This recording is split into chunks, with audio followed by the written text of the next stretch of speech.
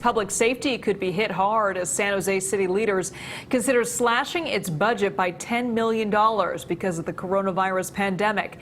$350,000 would come from the police department, another $650,000 from foot patrols. KPIX5's Len Ramirez is live and says that may be just the start. Len? That's right. The San Jose Police Department has been on the upswing lately after a staffing crisis a few years back. And now, because of these budget cuts that the city is now proposing, officers say it could be a step back to those times.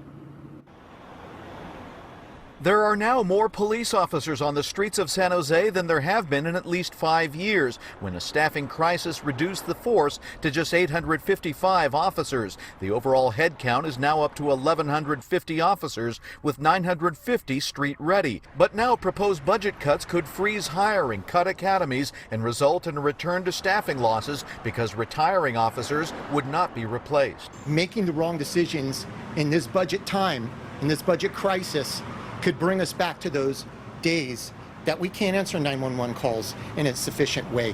The proposal is part of a $10 million budget reduction for public safety departments. The fire department is also facing a hiring freeze, staff cuts, and the postponement of a long-awaited new firehouse in the Willow Glen neighborhood, which was scheduled to begin construction this summer. Unfortunately, it is a perfect storm. City Council member Johnny Camus is hoping to avoid public safety cuts, but says the city is in a tough spot, facing a projected $72 million budget deficit heading into 2021. I would not be surprised if in the weeks ahead this number actually gets even deeper. In recent budget hearings, Mayor Sam Liccardo said the shortfall could worsen by $40 to $50 million, mostly because of the dramatic drop in sales tax and other revenue generated by businesses which have been forced to close. A lot of tax revenue comes in from sales tax, property taxes, and a lot of these other business fees. And as long as the business fees aren't there, then we're going to have reduced budgets.